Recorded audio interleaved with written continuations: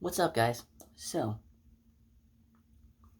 it is the 12th of July, summertime. Thor's out, which is what we're going to be talking about today. Thor, Love and Thunder. So, how was it? Was it good? Was it great? Was it bad? Was it worse than bad?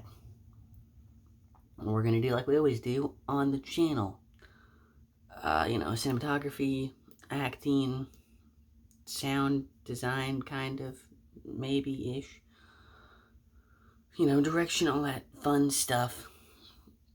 And I didn't do a review for Doctor Strange, but I will say that Doctor Strange and Multiverse of Madness was one of my favorite Marvel movies, directorially, because it felt, different. It wasn't just like scene, character, another scene, like same white, gray rooms, because I do see those complaints a lot, and, some of them are kind of like, generic, like just movies. Even if people will say like, oh, they incorporated a spy thriller into the Winter Soldier, so it's true cinema. Multiverse of Madness had a lot of interesting shots that you wouldn't see in a normal MCU movie.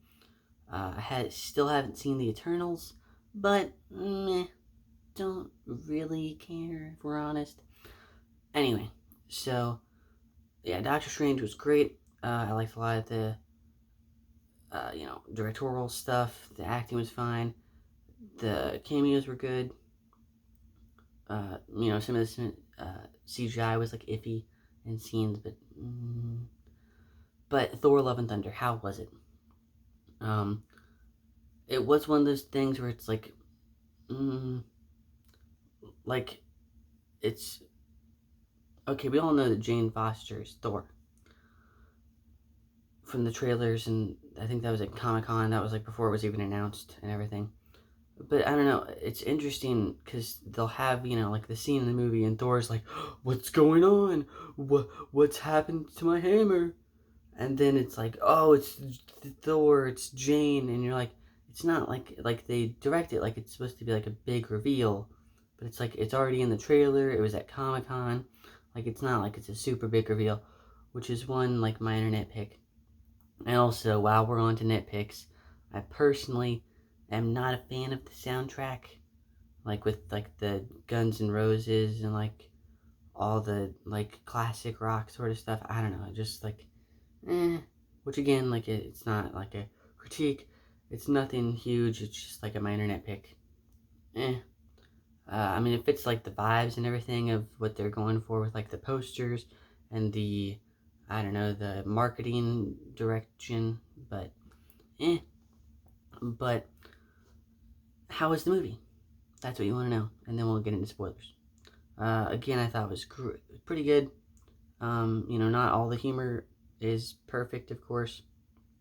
I know a lot of people have a problem with Taika Waititi being too full of humor. But I haven't seen Jojo Rabbit. I know it's one of his bigger things. I know he did What We Do in the Shadows, and then that also got turned into a side sitcom on Fox, which is one of my favorite sitcoms. But I think the humor was fine. Not all of it's gonna land. Some of it's gonna be there were a few jokes that I thought were kind of basic, you can see them coming, sort of things. But they were overall fine. They were good. Whatever. So of course the plot is we have Gore the God Butcher, and I'm not a huge Thor fan. I do have a recent pickup from the library that I'm gonna review on the channel later this week or next week or whatever. But he's always been one of the weaker parts of the Marvel universe for me. But we have Gore the God Butcher, and he wants to go gods. He's the God Butcher, so that's his thing. That's his deal. Does he succeed? Does he? Is he really gonna butcher every single god? I don't know. Stay tuned to find out. But going back a small bit with the history of Thor, from my perspective, like the first one was fine, maybe a little bit too long. Because again, we're going back to the like too many jokes critique, if you will. But like the first one was fine. I thought it was a bit like maybe too long. I don't know, because like after he goes back to Asgard, I get kind of like just like I'm like, okay, let's wrap it up. But I haven't watched it honestly since it first came out, so maybe I would have a different opinion.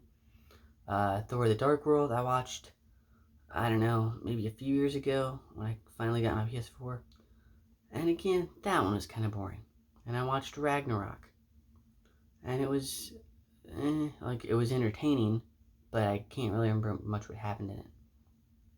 So that's like my history of Thor. Again, like I haven't read too many of the comics. I have read like a few issues. Again, I have one coming up, but not like a super Thor fanatic.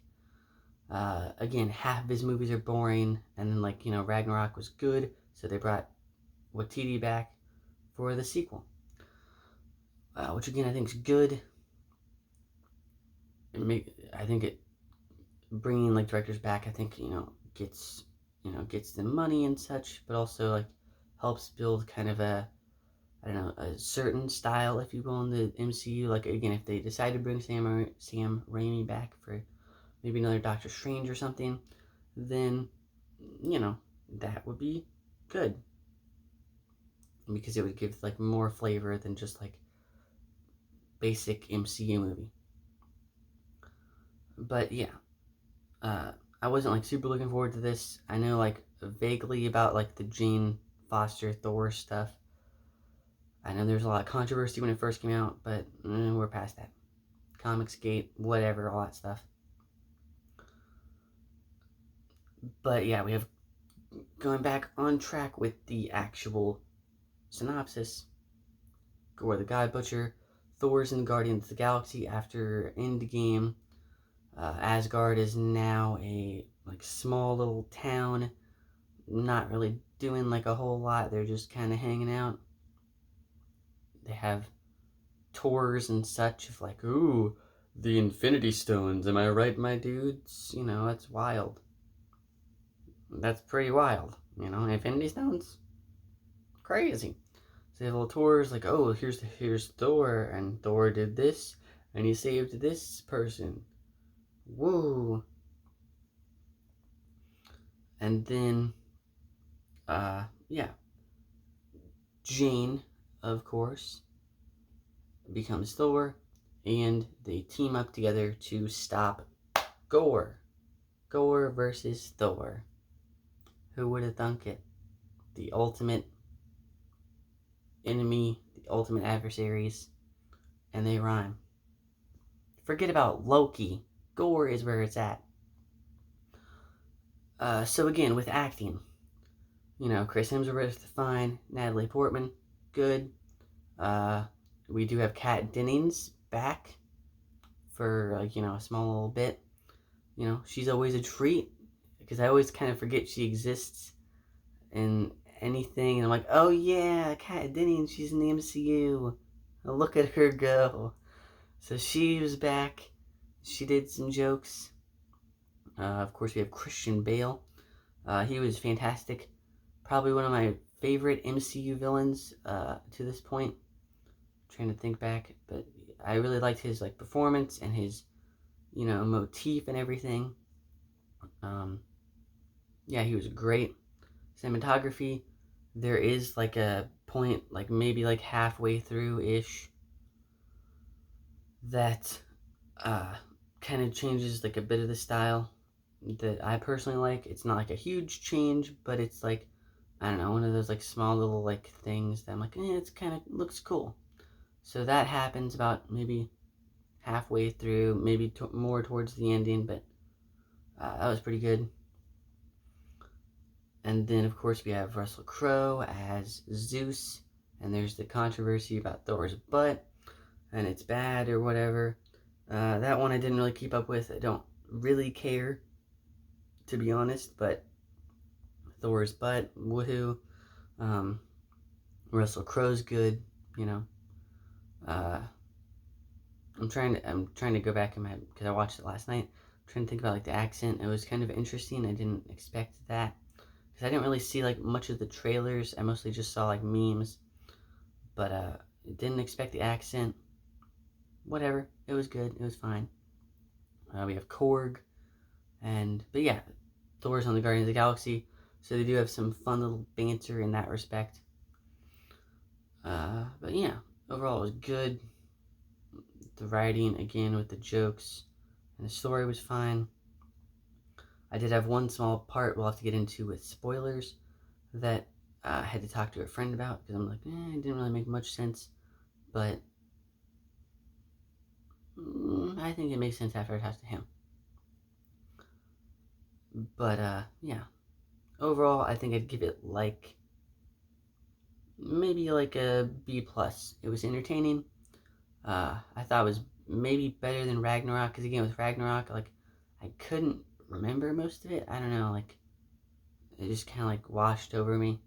Maybe because I had like a Thor marathon and it just kind of like all blended together because I watched Ragnarok, then, or no, I watched The Dark World and then Ragnarok, so I just kind of like got overwashed with Thor and my mind went blank. It was torture. So, don't ever have a Thor marathon.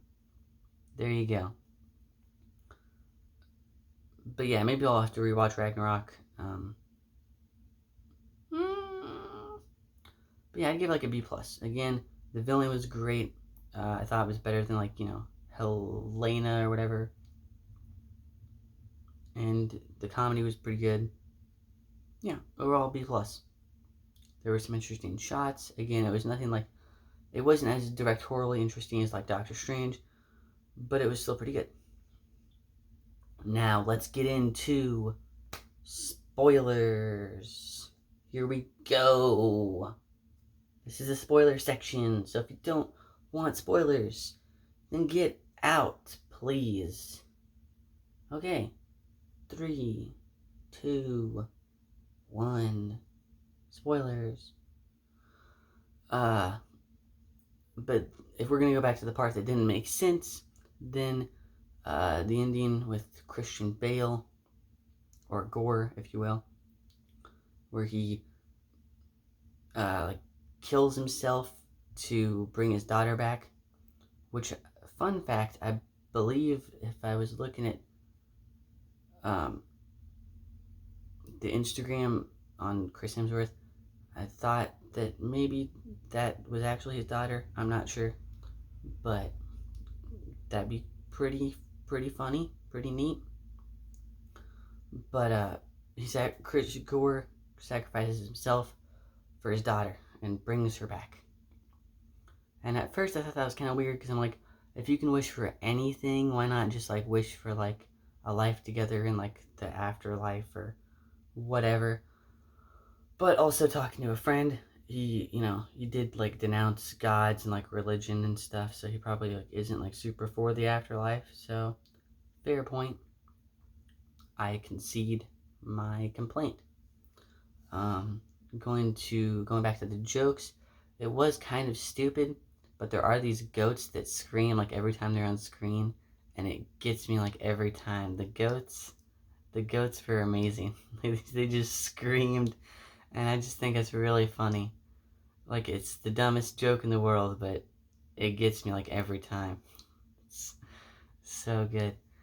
Uh, and then of course I liked the black and white scene when they go to the shadow world or realm or whatever. That was pretty cool. Again, it's only like a small stylistic change, but getting like the Sin City sort of like minimalist, no color sort of thing. I don't know. I think it looks really cool. Korg gets all smashed up, and you're like, "Whoa, Korg! Is he dead? Is Korg dead?" And he's not. He comes back to life. And then there's a joke at the end about him like making a kid with a rock guy named Dwayne. So that was kind of stupid, but again, it was funny. So yeah, it was fine. It was good.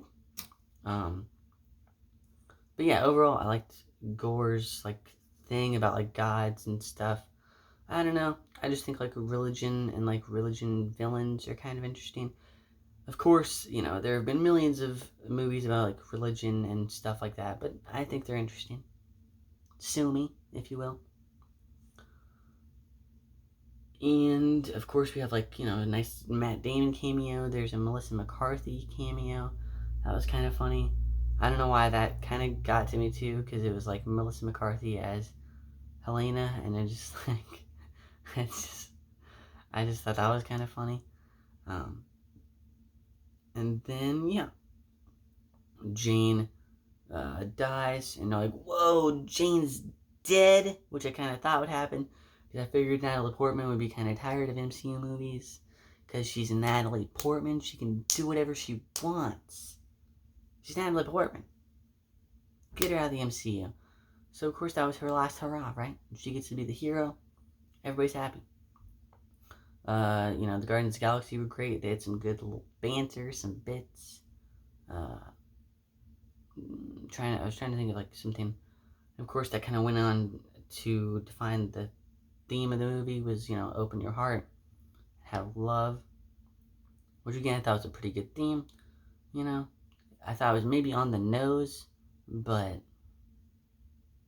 I guess it depends on what you're looking for in a movie. Because I know like I remember like a Mark Webb interview where he tried to be like every director has to have a theme, and in this Amazing Spider-Man 2 it was time, and you're like because you don't want it to be too forced, like maybe like Thor was, because I thought it was a little on the nose, because again it's like Chris Pratt gives him the speech, and Korg has the monologue in the beginning, and there's the ending and all that stuff. But you also don't want it to be like too like mysterious, to where it's like I think the director's kind of just talking out his ass, like because like Mark Webb, like, oh, it's all about time, and you're just like, but you put it at a clock tower, like what? You're just I feel like you're faking it. I don't know. That's just my opinion, but do with that with what you will. And I think that'd be all I have. The post-credit scene was interesting. We have Hercules. I've seen a lot of people complaining that we need like a goal for the MCU after Phase 3. But, I mean, honestly, we had like... Phase 1 didn't necessarily have a goal until the ending of Avengers with Thanos. So, I mean... Because at first you're trying to get the team together. And then we have the big threat of Thanos. So, like, we had to, like, build the team to get the threat. And, I mean, honestly, like, we did just have the world's, like, biggest, like, continuity-based, like, cinema universe ever that everyone tried to compete with for years. So, like, I think having a break is fine. Like, I think right now we're probably just trying to get more Avengers at this point. Because, again, people are dead, they're retired, whatever have you. We're getting new people like Sam Wilson as Captain America. We're not getting Jane Foster Thor like I thought we were. But, we're getting like She-Hulk probably will take over. Maybe Moon Knight. We're getting all these MCU shows. We got Miss Marvel. So the MCU's open for anything, right? Maybe. I don't know. But yeah, Hercules will be coming back, hopefully, soon in the new Thor movie. I'm assuming, to fight Thor. So that'll be interesting. That'll be like especially I feel like if we get like Waititi to direct it again, then we could have like a nice like comedy, like a real like Stan Lee, Jack Kirby kind of comic book come to life like that. I think as much as like I'm not like a huge fan of Thor, but I feel like making like a classic like Lee Kirby like battle would be kind of cool, because I did do a little bit of research like on everybody's like favorite Thor stories to get like a feeling of kind of like what I should read maybe. And the battle between Thor and Hercules was like what, like a 4-issue mini arc thing that it was classic. It was like it was up there in like the top 10. So I'm like, okay, that could be kind of cool, especially if we get that in movie form. I'd be down to see it. Anyway, those are my thoughts on Thor Love and Thunder. What did you think if you watched it? What is your favorite MCU movie? Thanks for watching. Let me know your thoughts down below. Peace.